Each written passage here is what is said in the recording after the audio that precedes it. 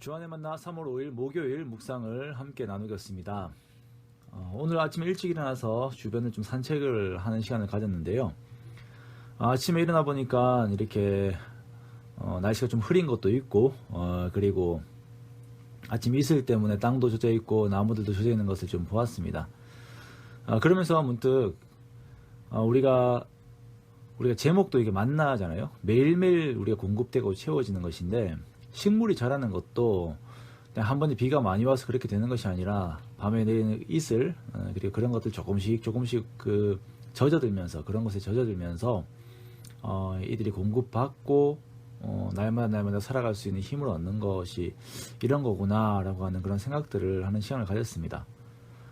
예전 오카는 목사님 그 영상에서 우리에게 제발 하루를 살면서 예수님을 생각하고 삽시다 이렇게 하는 외침을 듣고, 그것이 가끔 마음에 이렇게 새겨지고 하는데요.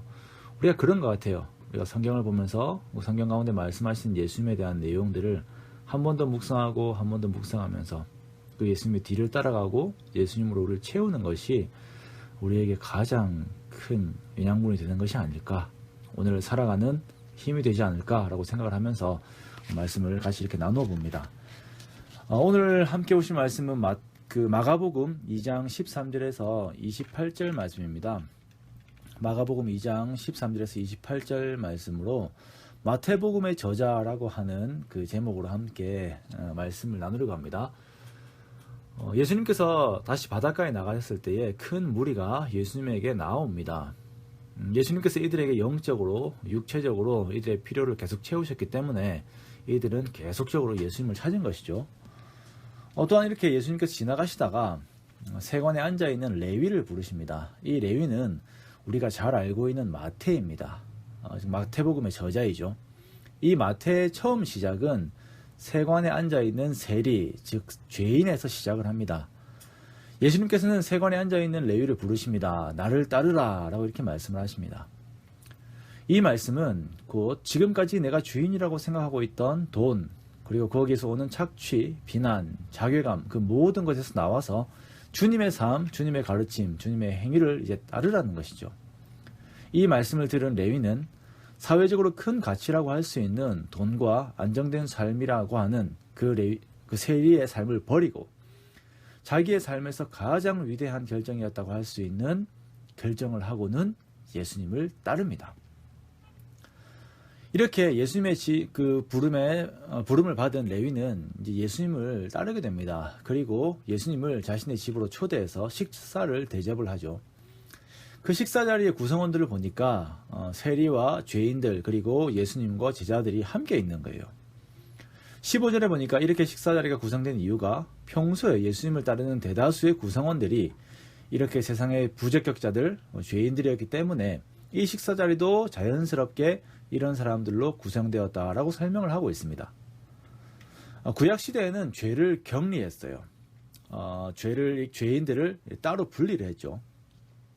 구약 율법을 보면 죄인, 그리고 전염병이 있는 자들과 같은 사람들은 철저하게 격리를 했습니다. 그 이유는 죄와 악영향으로부터 공동체를 보호하기 위함이었습니다.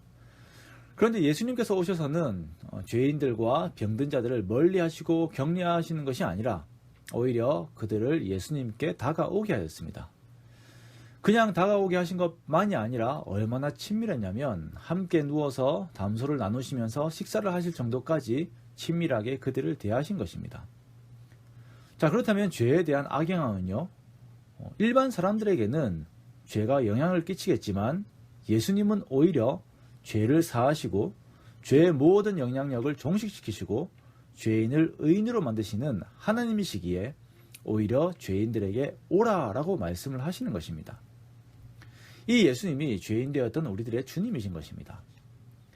이러한 식사 자리를 보고 바리새인들의 그 죄인들에 대한 험담이 이제 시작이 되는 것입니다. 어찌하여서 세리와 죄인들과 함께 하는가라고 이렇게 바리새인들이 이야기를 하죠.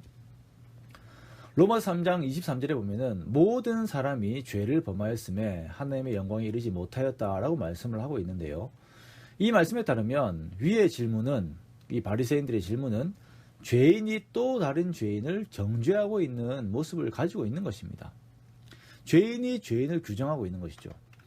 그러나 첫 번째 죄인은, 그 바리새인들은 자신들의 죄를 자각하지 못하고 있는 것이고, 두 번째 죄인들은 자신들의 죄를 자각하고 주님께 나아간 자들입니다. 예수님께서 서기관들의 말을 들으시고는 말씀하십니다. 건강한 자에게는 의사가 쓸데없고 병든 자에게라 쓸데있느니라. 나는 의인을 부르러 온 것이 아니요 죄인을 부르러 왔노라 라고 말씀하세요. 서기관들의 가장 큰 문제는 자신들의 병을 자각하지 못하여서 자신을 고칠 수 있는 의사가 바로 앞에 있음에도 불구하고 그 의사를 찾지 못하고 있다는 데 문제가 있는 것입니다. 오늘 이 자리는 레위의 집에서 일어난 일입니다. 앞에서 레위는 마태복음의 저자라고 말씀을 드렸었죠.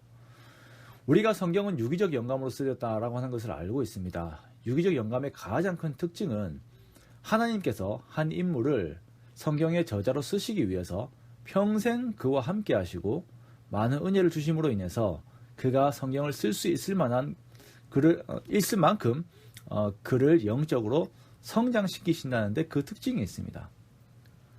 오늘 레위의 모습을 보면 그냥 세관에 앉아 돈을 추구하고 횡령하고 갈취하는 당시 사회에서 세속적인 죄인이라 취급받는 그런 존재였는데, 주님께서 그를 부르시고 평생 그와 동행하심으로 인해 그가 성경을 쓸 수 있는 자가 되기까지 주님께서 그를 세우셨다라는 것입니다.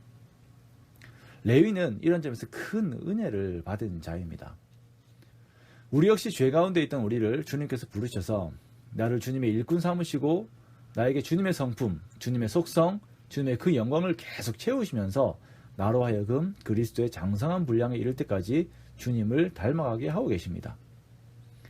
나의 모습에 좌절하여서 낙망한 모습이 있다면 죄인 레위를 향하여서 나를 따르라 라고 말씀하시고 그를 제자로, 성경의 저자로 삼으신 주님이 나의 주님이 되심을 인정하고 나에게도 그러한 삶을 예비하고 계심을 믿고 믿음 가운데 힘을 내어 그 자리에서 일어나는 저와 여러분이 되시기를 주님의 이름으로 축원합니다. 그러한 큰 은혜가 우리 가운데 항상 함께 하시기를 주님의 이름으로 축원합니다.